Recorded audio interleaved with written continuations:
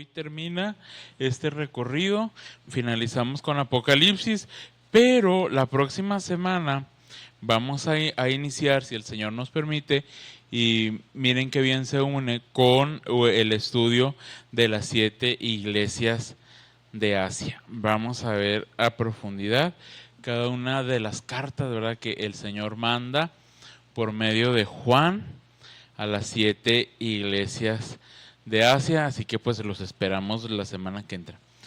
Bueno, pues iniciamos Apocalipsis, pues ya lo estuvimos comentando hace 2 años, ¿verdad? También a profundidad, pero bueno, pues hoy vamos a hacer un recorrido. Si tuvieron oportunidad de leer el libro de texto, tal vez notaron que el autor es completamente historicista, como ya lo vimos, ¿no? Si recordamos un poquito, pues el historicismo nos dice que la mayoría de los acontecimientos ya se cumplieron en el siglo I en Roma, ¿verdad? Y la Gran Babilonia, pues es una representación de, Roma vendría a ser más bien la Gran Babilonia. Eso es lo que nos dijeron los historicistas cuando lo estudiamos así, las 4 perspectivas. Bueno, pero vamos a recordar un poquito. Apocalipsis, pues ya sabemos ahora qué significa revelación, es una revelación de Jesucristo. Se escribe durante la persecución de la iglesia cristiana por parte de Roma, ¿verdad?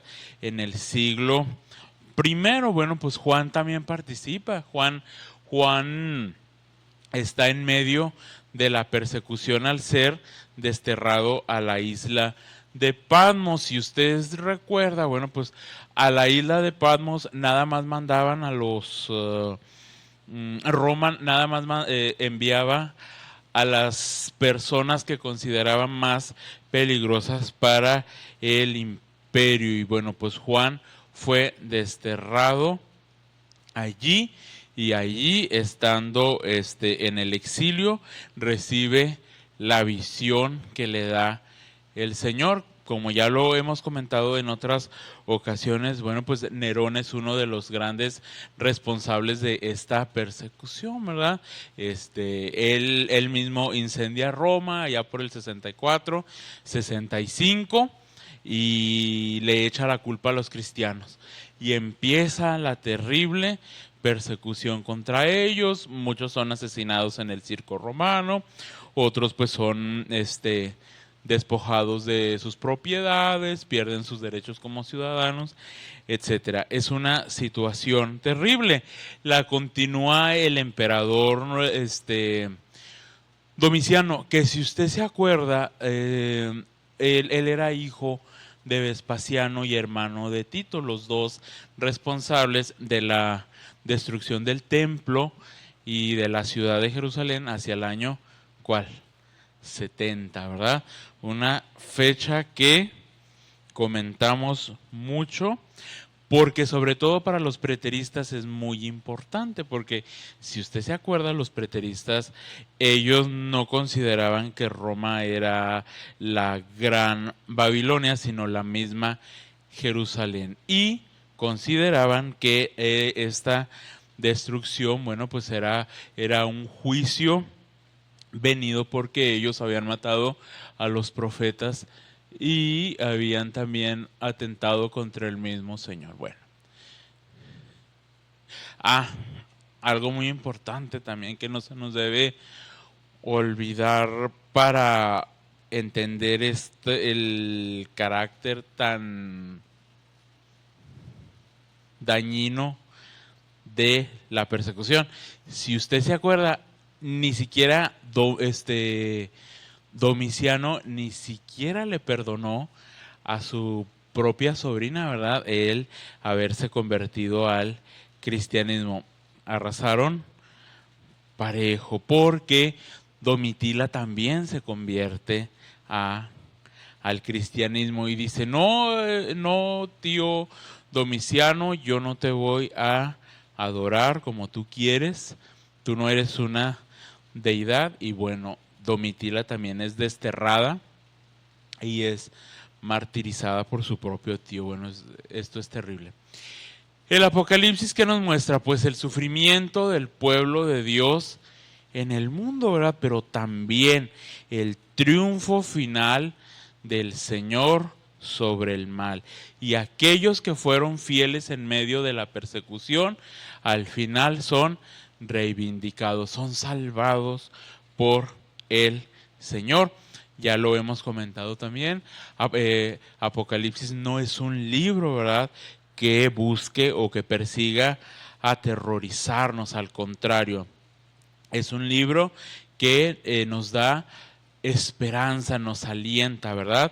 Sobre todo a los primeros receptores de este libro, a los hermanos del siglo primero después de Cristo, que sufrieron la terrible persecución. Bueno, por ejemplo, ahorita lo vamos a ver así rapidito, pues en Pérgamo, ¿verdad? Ahí estaba Antipas, él era un fiel seguidor del Señor y pues este hombre fue asesinado. Ahí en la carta a Pérgamo se le menciona, ¿verdad? Él fue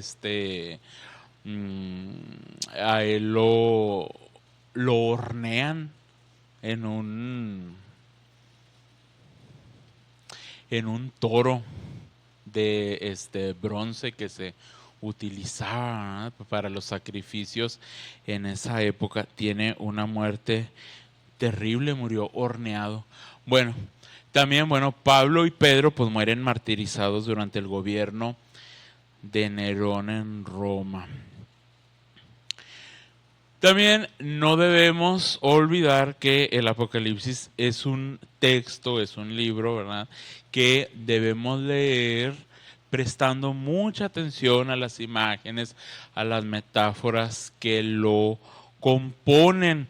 Por ejemplo, cuando vimos todo el futurismo, bueno, los futurismos son muy literalistas, ellos aceptan tal cual las descripciones que nos hace Juan, ¿verdad? Pero por ejemplo, pues los simbolistas, los historicistas nos dicen, no, todo tiene un trasfondo simbólico, tienes que interpretar. Por ejemplo, el granizo en el Apocalipsis casi siempre va a representar juicio.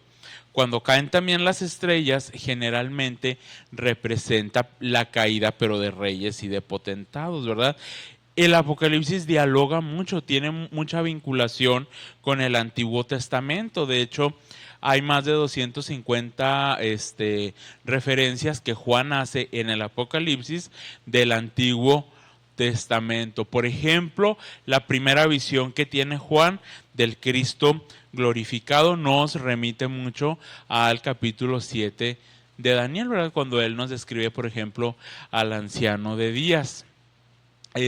También el juicio contra Roma evoca mucho la destrucción que nos menciona, por ejemplo, Isaías, sobre la destrucción de Roma, y pues la resurrección de los dos testigos también hace referencia a la resurrección del Señor.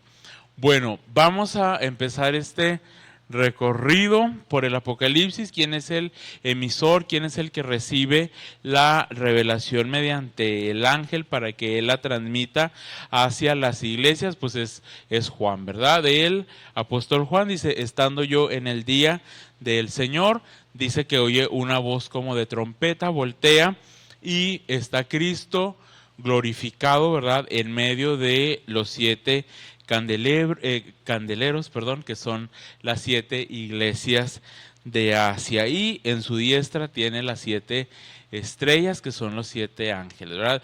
Éfeso, Esmirna, Pérgamo, Tiatira, Sardis, Filadelfia y Laodicea. Miren, Juan se encontraba aquí, desterrado en Patmos, y aquí está el despliegue territorial de las 7 iglesias de Asia. Ellos son los receptores principales. ¿Qué es lo que, cuál es la razón por la que el Señor envía este mensaje, bueno, pues para que se preparen, para mostrar qué es lo que va a suceder pronto y qué es lo que va a venir pronto. Bueno, pues el tiempo de tribulación, pero también la manifestación gloriosa del Señor, ¿verdad? Y dice el texto, dice, he aquí que viene con las nubes y todo ojo le verá y los que le traspasaron y todos los linajes de la tierra harán lamentación por él. Sí. Amén. ¿Cuál es el mensaje que le da, por ejemplo, a la iglesia de Éfeso? Bueno, pues el Señor reconoce su esfuerzo, su gran trabajo, ¿verdad? Y su gran paciencia también. Esta iglesia rechazaba a los falsos maestros y hacía defensa de la verdad. El Señor les dice, bueno, tú has soportado las pruebas y las dificultades sin desmayar, has permanecido firme en medio del cansancio y la persecución, pero también el Señor les hace notar que se han enfriado, los llama al arrepentimiento. Él dice, si no te arrepientes, voy a quitar el candelero, ¿verdad? Pero si perseveras, te daré de comer del árbol de la vida en el paraíso de Dios. ¿Cuál es el mensaje que le da a Esmirna? Bueno, primeramente, ahí el Señor se presenta como el vencedor de la muerte y Él les dice, yo conozco también tus obras, tu tribulación, tu pobreza, y si eres pobre materialmente, pero rico espiritualmente, sufren oposición y blasfemia. Jesús nunca promete, ¿verdad?, evitar el sufrimiento, porque si viene el tiempo de la tribulación, tienen que pasar por él. Dice, pero yo voy a estar contigo, yo te voy a fortalecer para atravesar este tiempo terrible. Algunos serán encarcelados, pero el Señor llama a la fidelidad. Le dice, sé fiel hasta la muerte, y a los que sean fieles, Cristo les promete la vida eterna, la victoria, ¿verdad?, la corona de la vida. Le dice, y tú no vas a sufrir la segunda muerte. ¿Cuál es la cuál es el mensaje que el Señor le da a Pérgamo, que era donde vivía Antipas? ¿Se acuerdan? Bueno, la iglesia había permanecido fiel, retenían el nombre de Cristo y no negaban su fe, ¿verdad? Permanecieron firmes durante la terrible persecución. Bueno, muchos de ellos fueron martirizados, como Antipas, como el que mencionábamos, que lo echaron al toro de bronce y fue horneado vivo. Pero algunos se habían desviado, ¿verdad? Y el Señor lo menciona como la doctrina de Balaam, hacia la inmoralidad y hacia la idolatría. Algunos habían adoptado también la doctrina de los nicolaitas, que los nicolaitas, bueno, aceptaban que se participara del culto a los dioses paganos y promovían la inmoralidad. Bueno, Cristo le exige a Pérgamo, le dice, arrepiéntete. Dice, si no lo haces, te pelearé contra ti con la espada de mi boca. Y hace un llamado, le dice, escucha al Espíritu. El que tiene oído, oiga lo que el Espíritu dice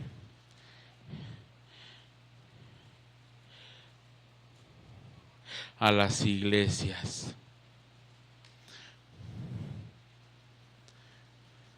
Bueno, también el Señor, es que miren, hermanos, el tiempo corre bien rápido y apenas estamos con Tiatira, así que bueno, usted puede leer con mucha calma los mensajes a las otras iglesias, porque si no se nos va el tiempo. Tiatira, Sardis, Filadelfia, bueno, aunque sea el de la Odisea. Esta iglesia pues era tibia espiritualmente, ¿verdad? Se creían autosuficientes, pero su condición espiritual era terrible, era miserable. Eran famosos, ¿verdad? Por un colirio que se vendía ahí para los ojos, por un remedio para los ojos. Le dice el Señor, pero estás ciega y dice, arrepiéntete, sé celoso, arrepiéntete, busca la comunión personal y la restauración. Dice, y si vences te sentarás conmigo en mi trono. Muy bien, ya que se termina el mensaje a las cartas, pues Juan contempla la eterna majestad de Dios, ¿verdad? Y observa a Jesús como ese cordero inmolado, ¿verdad? Otra referencia también al Antiguo Testamento, quien a través de su sacrificio ha vencido y es adorado, que es cuando ve al cordero en medio, ¿verdad? Siendo con los 7 ojos y los 7 cuernos, bueno, ahí le faltaron, pero es adorado porque ha vencido. Y luego pues viene la apertura de los primeros 4 sellos, ¿verdad? Juan llora porque nadie es encontrado como digno para abrir los sellos. Solamente le dice uno de los ancianos, el cordero es digno de abrir los sellos, y empiezan las primeras 4 calamidades, ¿verdad? Con el jinete blanco, que es la conquista, que ya vimos también en el curso exhaustivo de Apocalipsis cuál es el significado para las distintas perspectivas. El blanco, el bermejo, que es la guerra, el negro, que es la hambruna, y el amarillo, que es la muerte. Se abre el 5.º sello y bueno, presenta a los mártires que han muerto durante esta terrible tribulación y claman, ¿verdad? Juan ve sus almas bajo el altar. ¿Hasta cuándo, Señor santo y verdadero, no juzgas y vengas de nuestra sangre en los que moran en la tierra?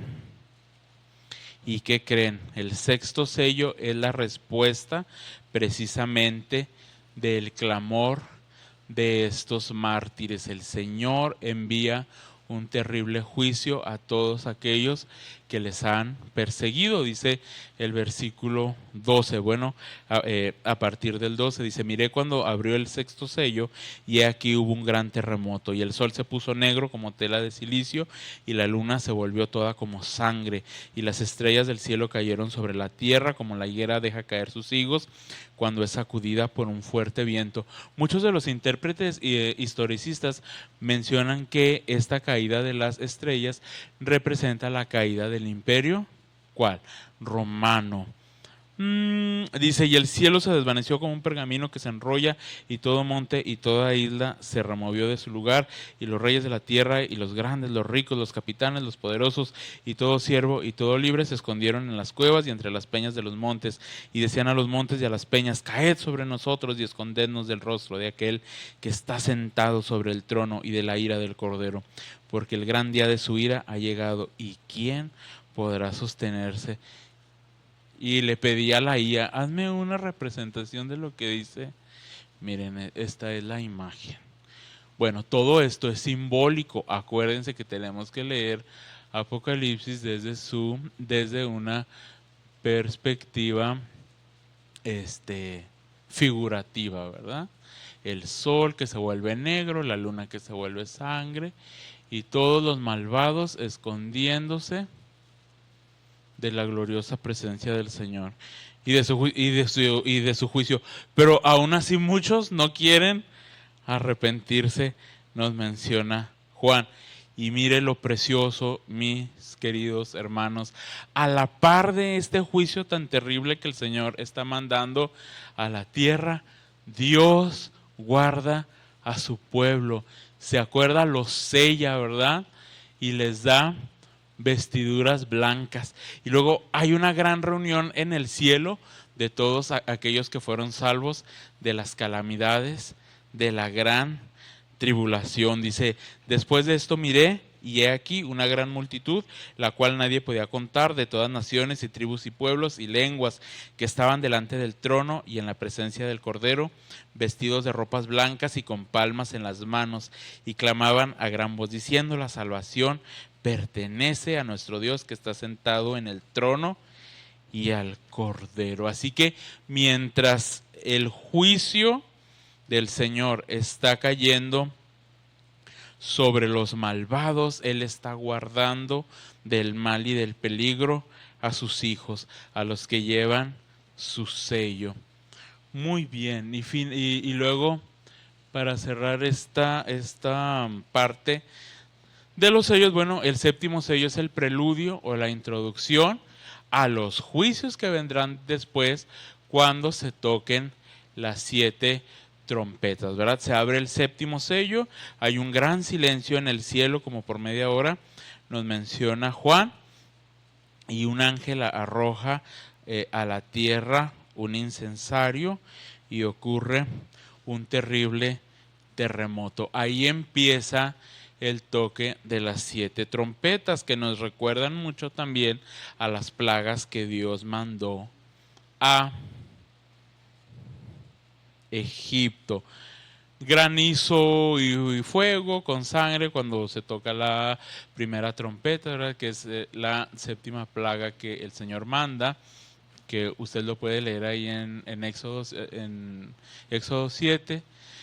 La segunda, bueno, cae una montaña ardiendo al mar y provoca la muerte de la tercera parte de la vida marina, ¿verdad? Que sería la primera plaga si hacemos el comparativo.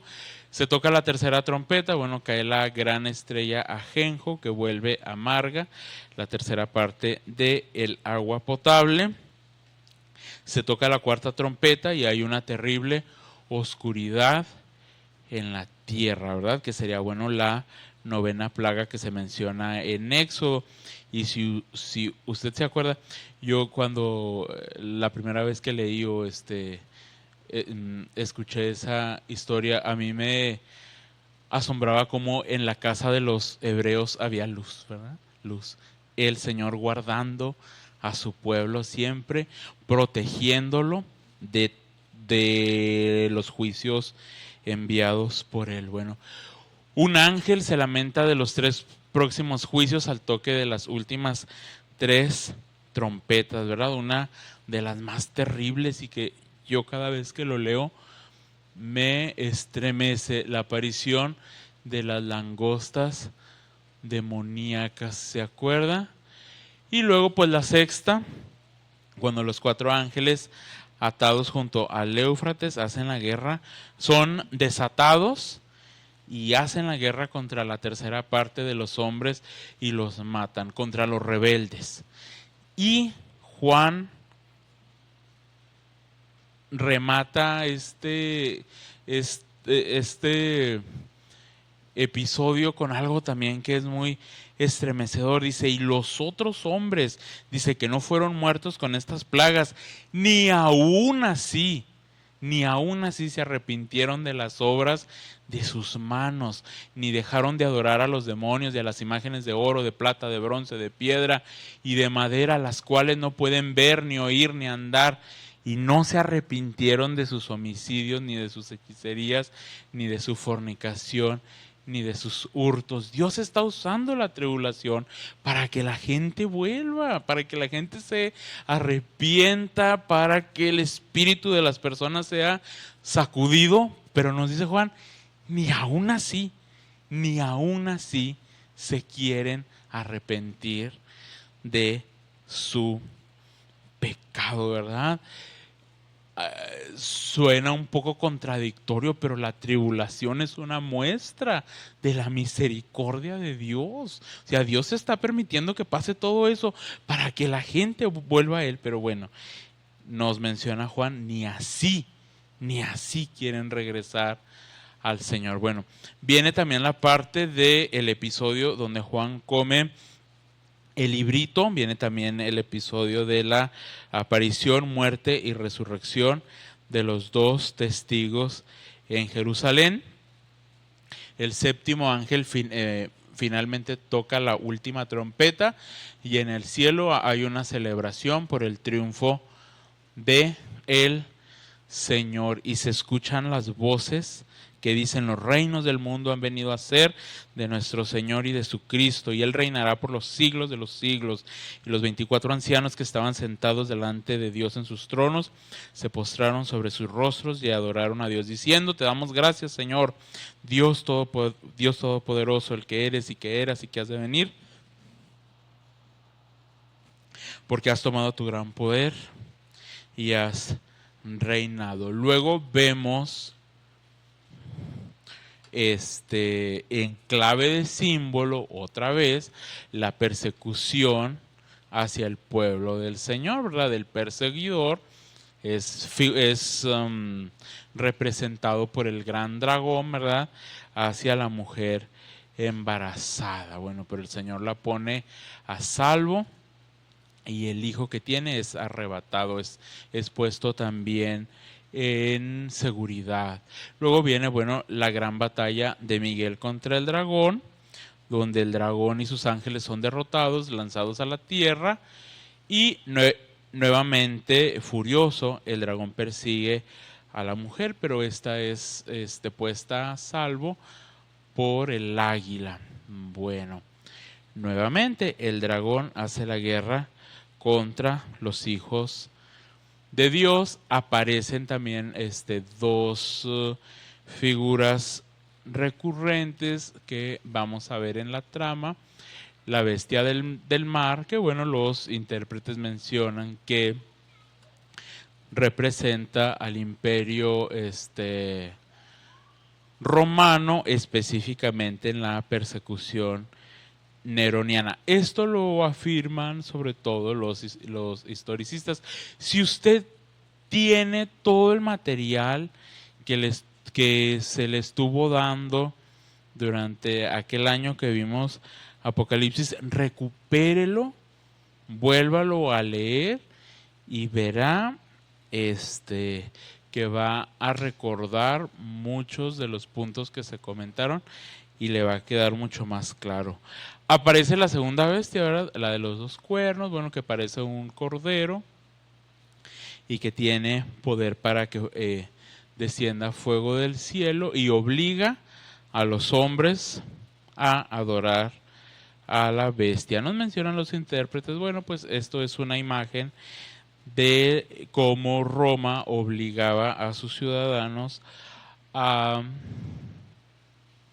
adorar al emperador. Y ándele, ahora sí, así como los hijos del Señor recibieron una marca divina, una marca celestial, aquí en contraste, en oposición, los rebeldes también son marcados por orden de la bestia que sale de la tierra, ¿verdad? Con el 666, que ya explicamos también su significado con todo esto de la gematría y bueno, que Juan está escribiendo ahí en clave, ¿verdad?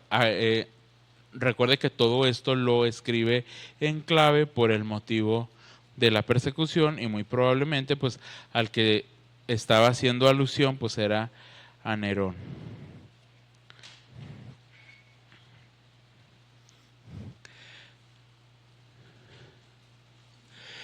En contraste a los sellados por la bestia están los sellados por Dios en la frente, que ya mencionábamos, y ellos son puestos a salvo en el monte de Sión.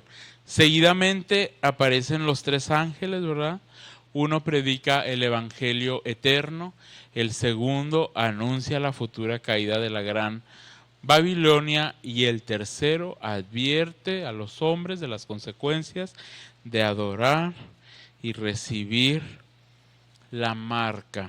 Seguidamente vemos también la siega de la tierra y la vendimia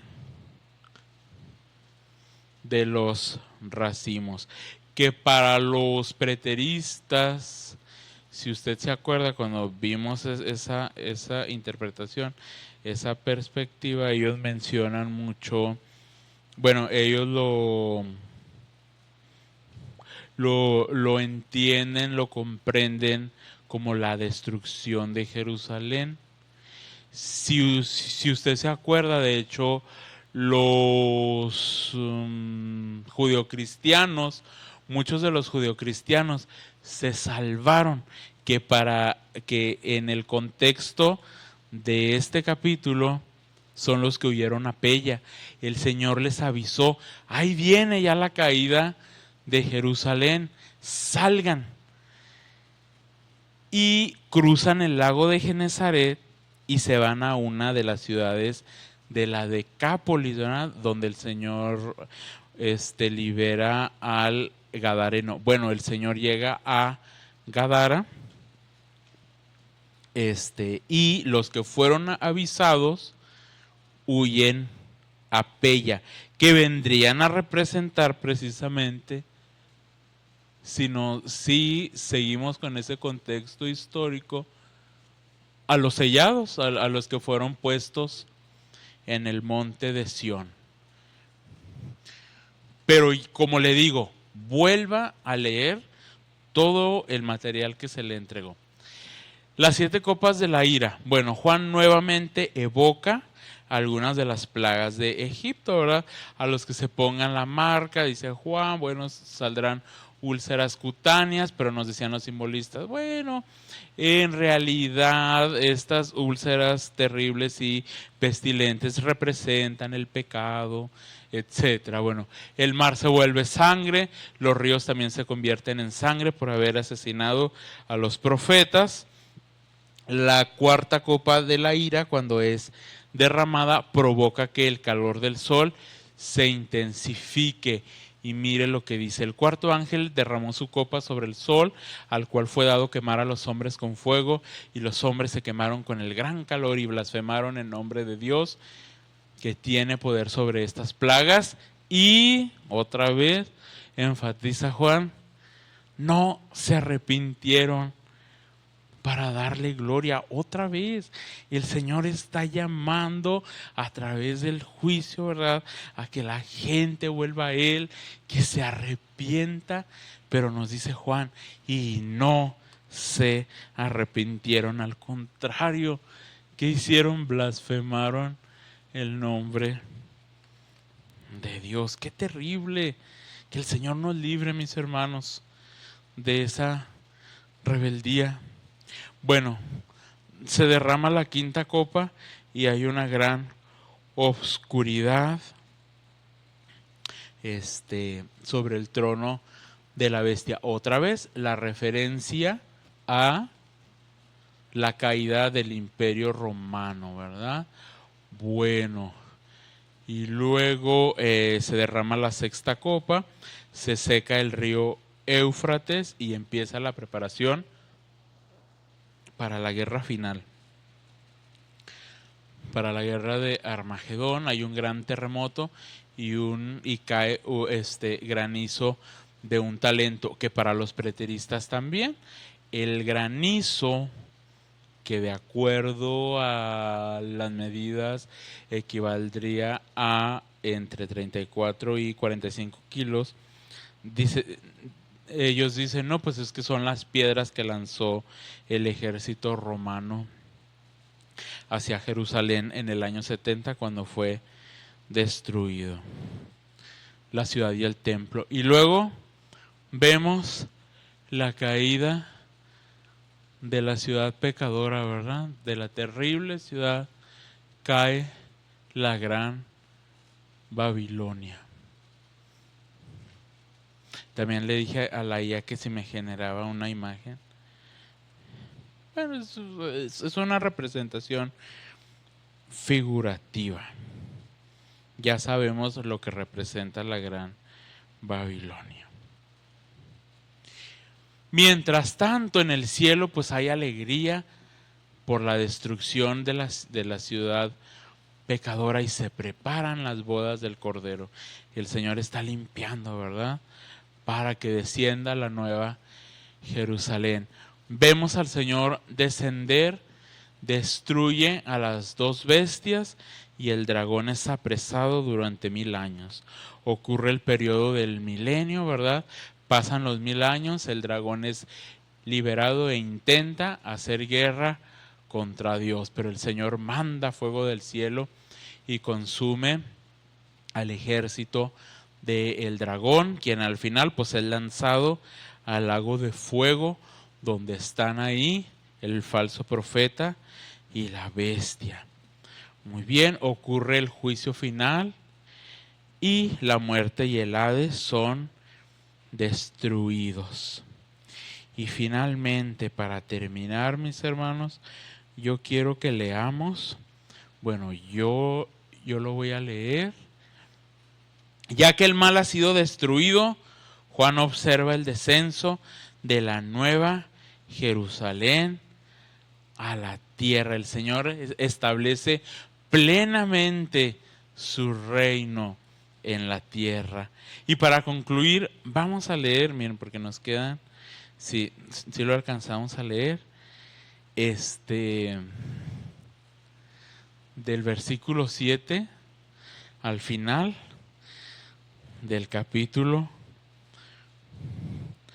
22. Dice: he aquí vengo pronto. Bienaventurado el que guarda las palabras de la profecía de este libro. Yo, Juan, soy el que oyó y vio estas cosas, y después que las hube oído y visto, me postré para adorar a los pies del ángel que me mostraba estas cosas. Pero él me dijo: mira, no lo hagas, porque yo soy consiervo tuyo, de tus hermanos los profetas y de los que guardan las palabras de este libro. Adora a Dios. Y me dijo: no selles las palabras no selles las palabras de la profecía de este libro, porque el tiempo está cerca. El que es injusto sea injusto todavía, y el que es inmundo sea inmundo todavía, y el que es justo practique la justicia todavía, y el que es santo santifíquese todavía. He aquí yo vengo pronto, y mi galardón conmigo, para recompensar a cada uno según sea su obra. Yo soy el alfa y el omega, el principio y el fin, el primero y el último. Bienaventurados los que lavan sus ropas para tener derecho al árbol de la vida y para entrar por las puertas en la ciudad. Mas los perros estarán fuera, y los hechiceros, los fornicarios, los homicidas, los idólatras y todo aquel que ama y hace mentira. Yo, Jesús, he enviado mi ángel para daros testimonio de estas cosas en las iglesias. Yo soy la raíz y el linaje de David, la estrella resplandeciente de la mañana. Y el espíritu y la esposa dicen: ven. Y el que oye, diga: ven. Y el que tiene sed, venga, y el que quiera tome del agua de la vida gratuitamente. Yo testifico a todo aquel que oye las palabras de la profecía de este libro. Si alguno añadiere a estas cosas, Dios traerá sobre él las plagas que están escritas en este libro. Y si alguno quitare de las palabras del libro de esta profecía, Dios quitará su parte del libro de la vida y de la santa ciudad y de las cosas que están escritas en este libro. El que da testimonio de estas cosas dice: ciertamente vengo en breve. Amén. Sí, ven, Señor Jesús. La gracia de nuestro Señor Jesucristo sea con todos vosotros. Amén. Precioso. ¿Cómo ven, hermanos? ¿Dónde quiere estar usted? ¿En la Gran Babilonia o en la ciudad santa? En la ciudad santa, ¿verdad? Así es. Bueno, pues con esto concluimos este recorrido, y la próxima semana empezamos, ¿verdad?, con las cartas a las 7 iglesias de Asia.